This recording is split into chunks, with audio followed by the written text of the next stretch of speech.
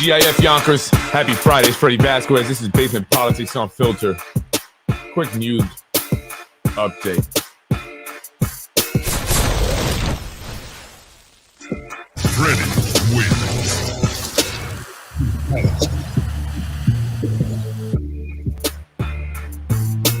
Good evening. Happy Friday. It's Freddie Vasquez. This is Basement Politics Unfiltered. Quick Friday news update. Talk about a couple things really quick. Won't be on long.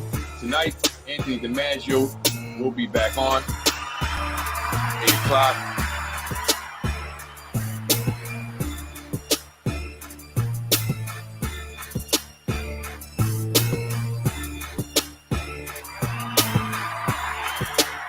Good evening, folks. I'm Freddie Vasquez.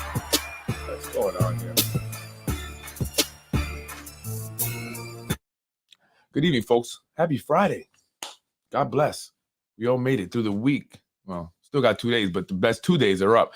And I wanted to just quickly go over a couple things, specifically on the Redistrict map that I got here and I received recently. I put up so you guys can take a look at it. This is, how the new districts are going to look.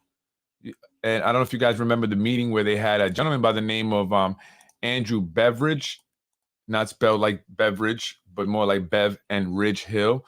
Beveridge. He was the sole individual, sole consultant that was left standing when they went up to the, or they had the meeting to decide who was going to be the person that they were going to hire, the city of Yonkers, for this redistricting.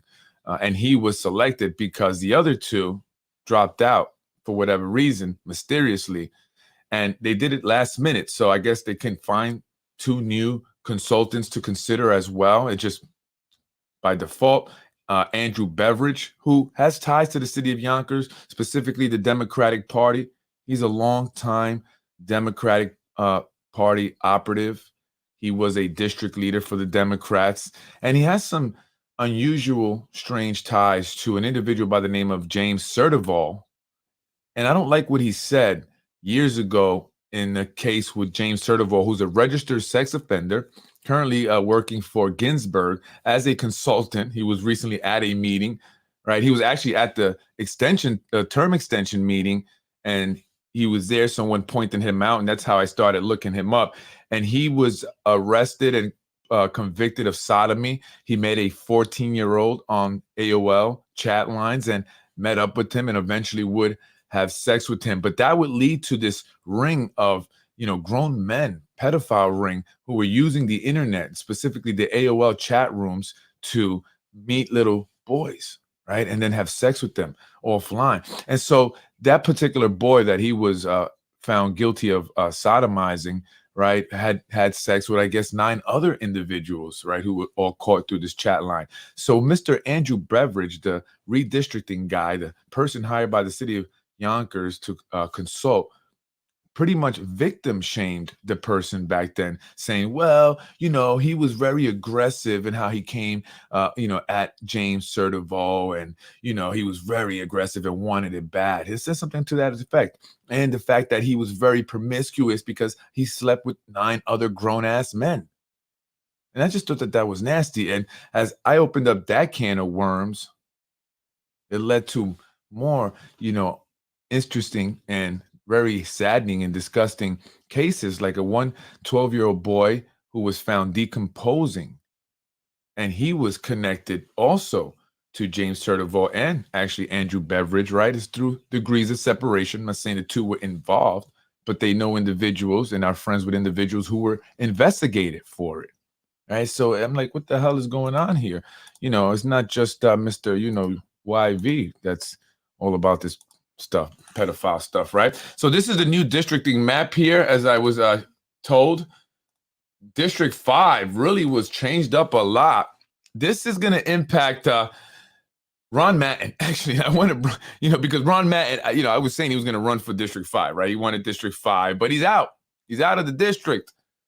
They took him out of the district. We saw this coming. Oh, damn, where did my thing go? And, people were saying they were looking to weaken James Nolan also. by doing this redistricting. They used them for what they wanted. They wanted to get rid of Ruth Walters, but it seems like they also got rid of Ron Matton. Ron Matton is no longer in District 5. So what does that mean for Ron Matton? That's totally throwing off my predictions. So I don't know who's going to run. And other people out of District 5 who thought they were in District 5. I'm in every district. This is what I told people. I'm in every district. Doesn't matter. I'm everywhere, right? And I hang out a lot in District 6. That's where my business is at.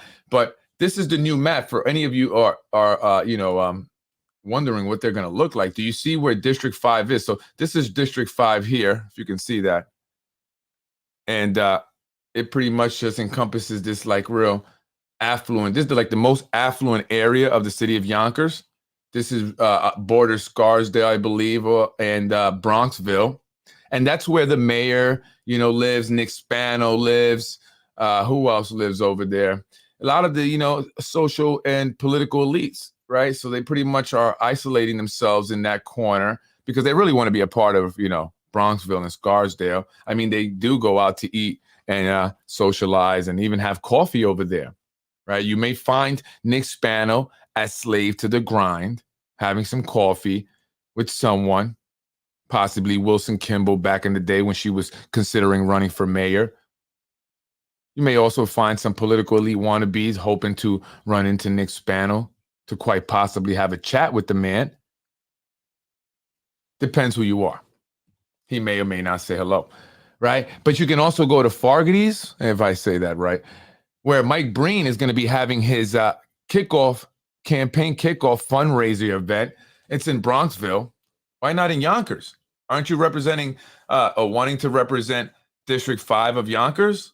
Or actually now, that new district that they really want to be a part of, Scarsdale and Bronxville. But that's where he's doing his kickoff campaign. It's not too far from there. That's where, people like Vinny Spano like to go and have a drink. Anthony DiMaggio actually was there not too long ago. And, there was a little bit of problems there. I don't know if he's been back since. But you'll find even Tony Spano, not Tony Soprano, Tony Spano, the brother of the mayor, Vinny, Nick. That's their spot. That's where they like to hang out. They're always in Bronxville. So again, a lot of the, political elite, the very successful people here in the city of Yonkers, business owners have homes there, beautiful homes. Wilson Kimball is also in District 5, but she's also in Rhode Island as well. But she's in District 5, has an apartment there, really rocky area, right there by, Central Avenue and the, forget what that road is. Millen Avenue, I believe. And so that's what District 5 looks like. So they basically made it super Republican is what I'm hearing. Super Republican. And that's just how they want to keep it, right? The elites are there. At the end of the day, like I said, Mike Spano, really a Republican. I know he says he's a Democrat. I know he switched parties. But the reality is that he's a Republican. Right? And so that's how it looks. So what do you guys think? How is that going to affect the elections? How is that going to impact the elections? Specifically that of the city council member race. Mike Breen looks like he will win at this point.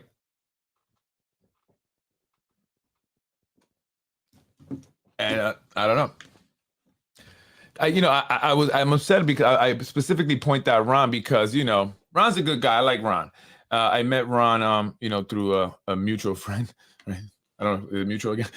Mutual, is it still mutual friends? Right. I met Ron through a mutual friend and, and he very smart guy. We had a lot of good conversations and stuff, and I don't think he saw this coming. And this is a perfect example for everyone. You should see this, right? They'll tell you one thing, but they're going to do another.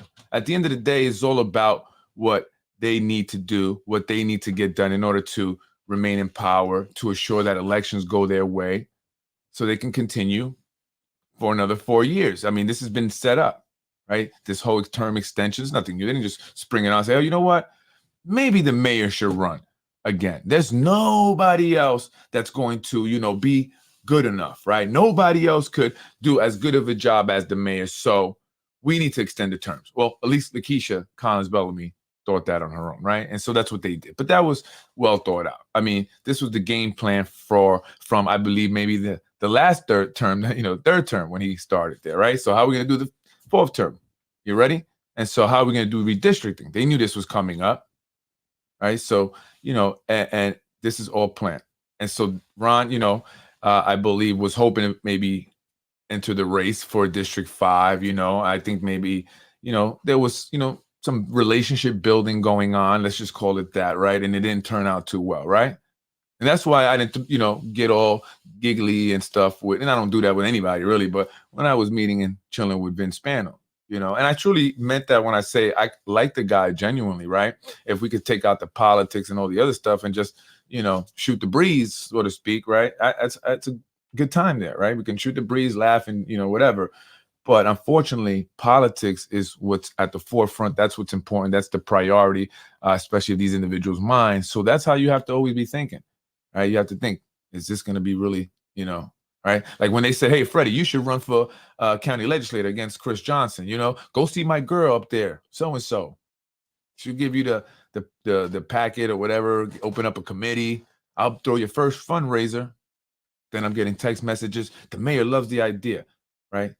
But I'm not, that doesn't like, oh my God, the mayor and Vinny Spano and Zahi Jervis think that I could be good for District 16. I'm going to just, right? And then I'm going to start being, one of these, people that you can just be a puppet. I'm going to be a puppet. No, I saw that a model. I'm not with that. You think they really were going to support me? Probably not. Made me look stupid. I go out there, feel like, and they can say, see, this is what this guy wants. He's just trying to be a politician. We got him. Right. So you have to watch these moves, man. You have to watch what they're doing. They don't have your best interest, never. Right. Is it in their best interest to see you wherever they say that you're going to be? Or they would like to see you there, or they'll help you get there, or they'll do this for you? Is it in their best interest? If it is, if it serves them in some way, especially a big way, yeah, of course, maybe they're going to fulfill that promise. But right. Or is it just a checker for some people? If it's just a chess move for them, and you end up looking like a pawn, or being a pawn, actually, right? And you don't want to be the pawn, right? You don't want to be a queen either. Queen, that's a joke. And so, stupid. So, I mean, that's just a lesson for people out there that, want to, be, brown nosing. And I'm not saying that anyone specifically, I'm just saying in general that watch it. I mean, their word is not always their bond, right? And they're at the end of the day looking out for themselves, how they can advance themselves, right, folks? So, that's sad thing. So if you want to take a look at the district maps, if you want to look at up close, zoom in on it and all that, I have it up on the page. And I said my wife was running for District 5. No, she's not running for this.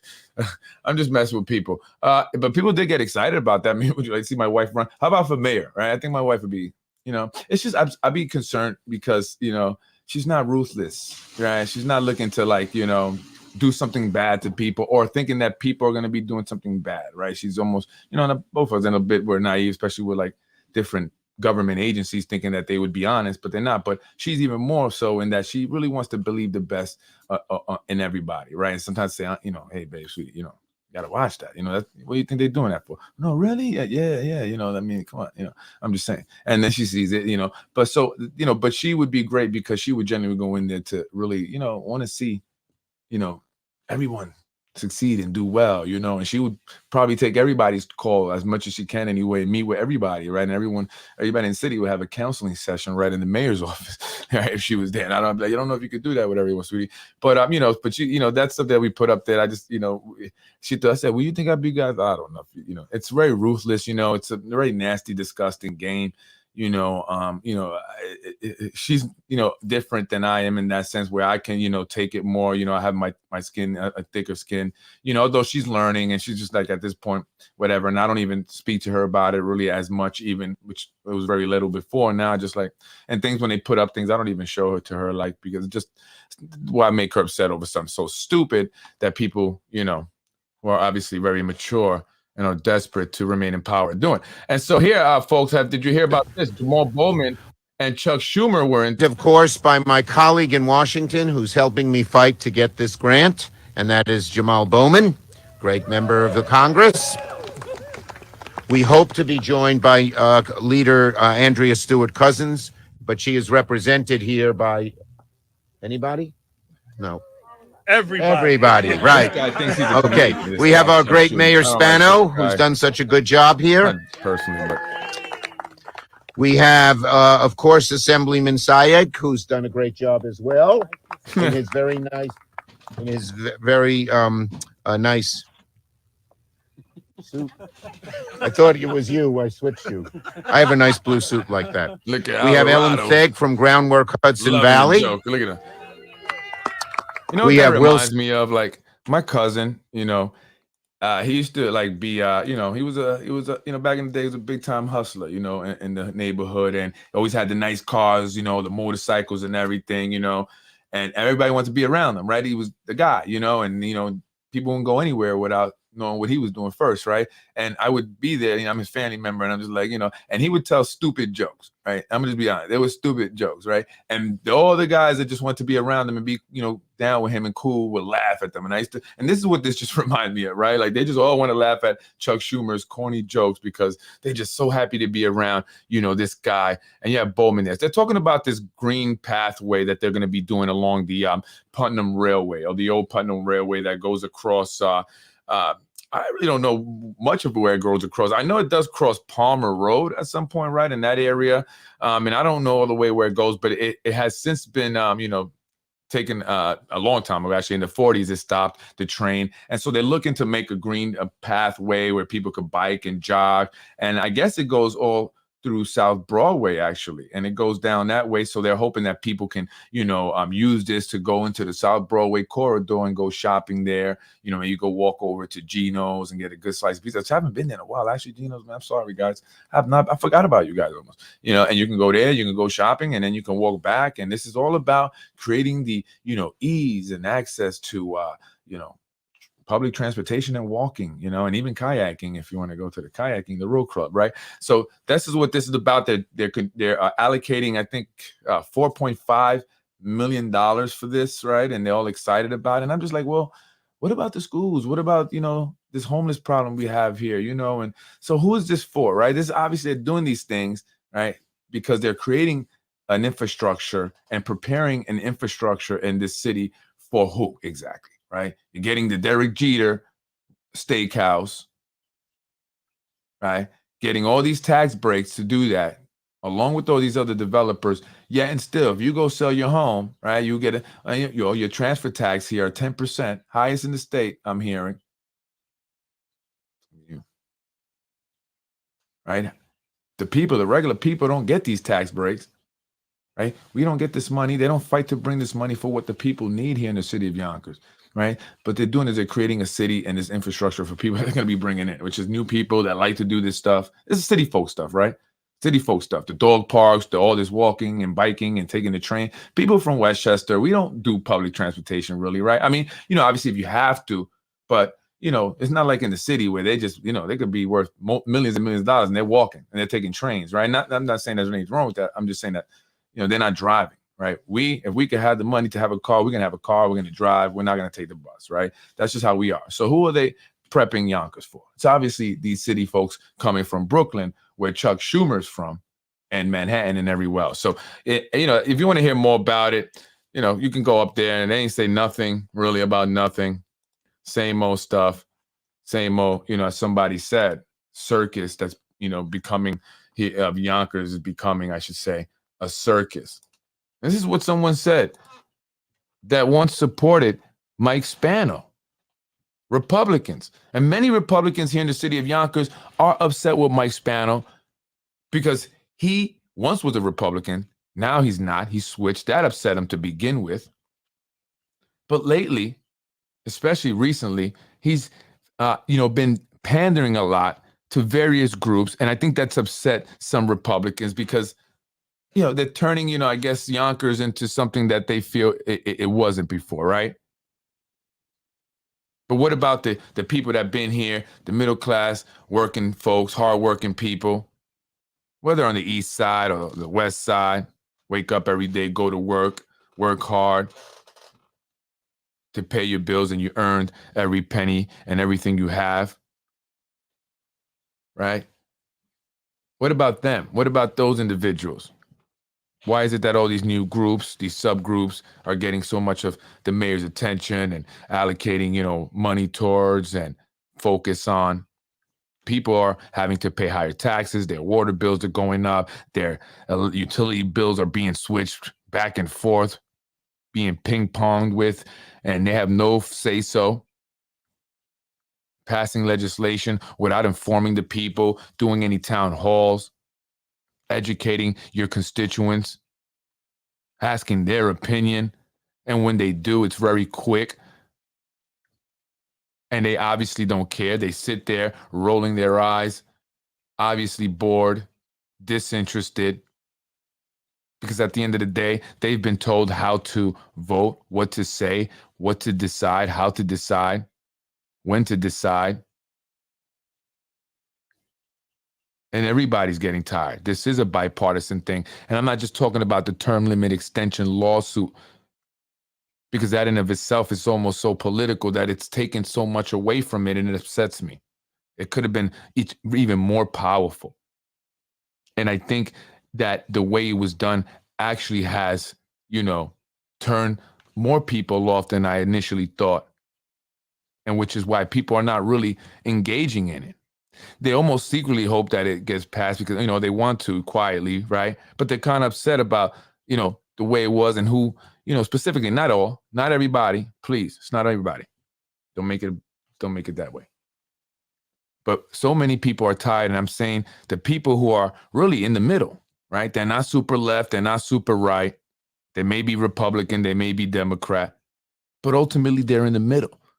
I call that American, being an American, the party of the people. We're not about the extremes. The middle class, the working class, the people that just want to get up, go to work, come home without busting their tire on a pothole, without being stuck in traffic for 20 minutes when it should only take you 5 minutes. They want to be able to find a job near where they live without having to drive an hour away, or be able to buy a home, in the city they work in and not have to commute and spend a lot of their time working and commuting and not with their families. Not like the social and political elite. They get to do that. They have the apartments on the waterfront, the homes on the east side. They can afford the higher taxes. Hell, I'm going to pay higher taxes and build me a new pool house too while I'm at it. Ain't that right, Nick?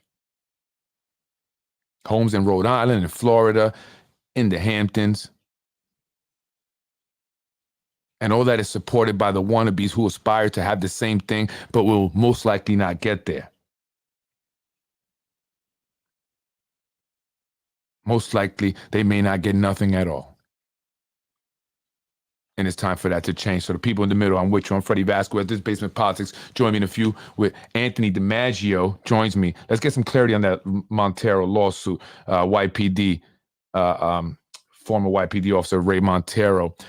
Keith Dawson joined us last Friday via comment, and credited what was trying to, I should say. Let me not say discredit, because he was attempting to discredit what Anthony DiMaggio was saying.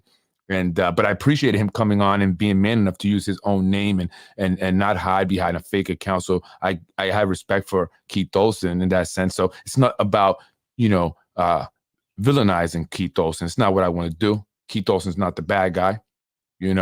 People may not disagree with, maybe what he's done or how, he's doing things, and everybody has their opinion. But he's not the bad guy. And I think that we need to figure out a way to work this system and make it better so that all can be happy without having to feel like they need to be a part of something that's not ethical and quite possibly not legal. I'm Freddie Vasquez. Join me in a few. Anthony DiMaggio. I will check my email, brother. I'll see you in a few. Thank you, folks. Enjoy. I'll stay tuned. It's time for change. I'm Freddie Vasquez. This is Basement Politics. I'm in the middle. I'm a registered Democrat. But I support the Democratic policies until they go too extreme, which they have been very recently. And they want us to just be at each other's throat because of it. That's the division. that they want. The tactic is to be so extreme that we just go at it, right? It's scary. I'm Freddie Vasquez. This is Basement Politics Unfiltered. Make sure you share the show. If you don't want to do it publicly, tell people secretly. Whisper to a friend to whisper to a friend about basement politics. The word is spreading. I'm reaching everyone. I'm Freddie Vasquez. Let's see what happens in the next few weeks. Yeah. You're watching Basement Politics with my dad, Freddie Vasquez. Ladies and gentlemen, you are now tuned in. You're watching Basement Politics with my dad, Freddie Vasquez. Freddie wins. Fatality. No! I'll be back. Anthony DiMaggio, former Yonkers police lieutenant. Folks, a lot of people have been passed up for the police academy. Years and years, gotten good grades, have excellent credentials. But it's unfortunate because this family and friend network, this nepotism, favoritism that is going on here in the city of Yonkers. Ask Tasha Diaz, how'd your daughter get in the academy? What was her score? Recently, a 39-year-old woman was accepted or graduated from the academy. And Will, the city council president's husband, join the police academy. I mean, he doesn't have to, he doesn't need it. It's not like he has a trivial job as, working at a grocery store, or, babysitting or owning a daycare or something. Freddie wins. Fatality. Trivial people.